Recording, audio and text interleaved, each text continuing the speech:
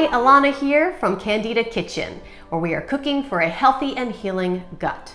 Today we are talking all about sugars, because here at Candida Kitchen, it's all about living a sugar-free lifestyle.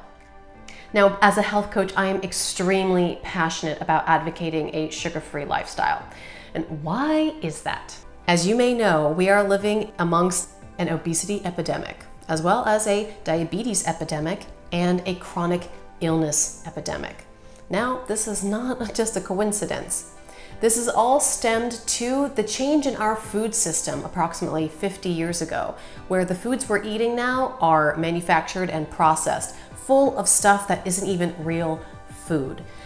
And these things that are being put into our foods can be extremely dangerous. For some of us, consuming sugar in small amounts doesn't really pose much of a health issue. But for the rest of us, sugar can be the root of all evil. So let me explain why that is. Sugar actually can cause an inflammatory response in the body, triggering autoimmune and inflammatory diseases such as rheumatoid arthritis, lupus, asthma, even skin conditions. And if you are someone who is fighting a parasitic, bacterial, or yeast infection of some kind, sugar is just feeding the problem. You are adding fuel to the fire. And this is a cycle that continues. The more sugar you consume, the sicker you will be, or rather, you will never actually improve. So let me briefly review some of the sugars that you really should be avoiding and looking out for, and some of the sugars that I recommend adding into your life if you haven't already experimented with them. So first and foremost, beware of sugar-free foods. Always read your labels. There are 3 fake sugars that you must be aware of. I see this all over the place. Not even used as a sugar per se, but as a filler and a thickening agent in items that you wouldn't expect to see it in. Maltodextrin, maltose, and dextrose.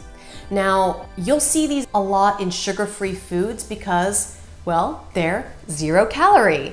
But guess what? These processed sugars are actually at a glycemic index of way above table sugar. I'm talking almost double the glycemic index. Now, what is the glycemic index? That is the scale that we use to determine how much a food is going to affect your blood sugar levels. So here at the bottom, all the way at 0, these foods will have 0 effect on blood sugar, which is where we want to be. Then in the mid-range, you have a scale between 56 and 69 that's having moderate effect on your blood sugar levels. Then anything 70 and above is having an extremely high effect on your blood sugar levels.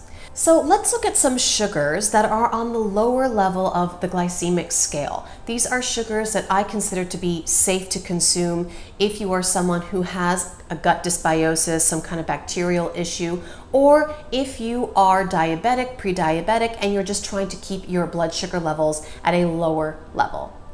So first, at the very bottom of the scale is stevia with a glycemic index of 0. Stevia is from the stevia plant. So not only is it at glycemic index of 0, but calories are 0 as well. Win! Next on my list is something called yacon syrup.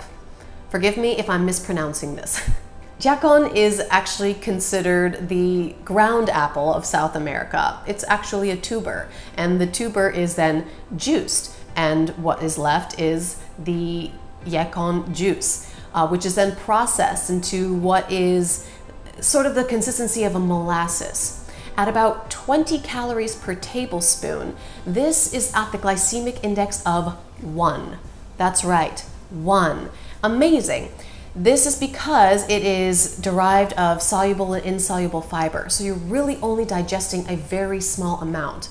And what I love about these fibers is that they actually benefit your gut bacteria. They feed the good bacteria in your gut.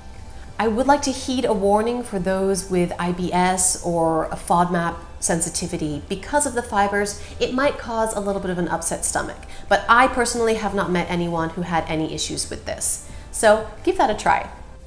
Next on the list are sugar alcohols, which are readily available in virtually all grocery stores. Sugar alcohols will range on the glycemic scale from 2 to 35, still in the safe range.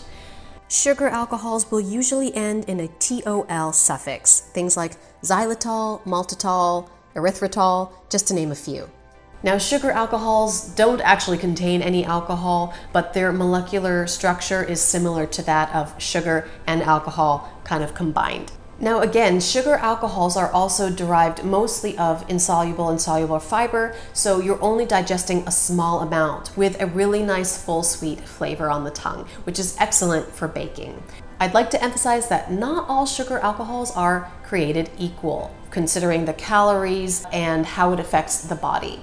For example, people who are very sensitive to FODMAPs and IBS sufferers, this can pose a bit of a problem for you, so either avoid it entirely or in small amounts might be better. But use your discretion, give them a try, and see how your body reacts a little bit at a time.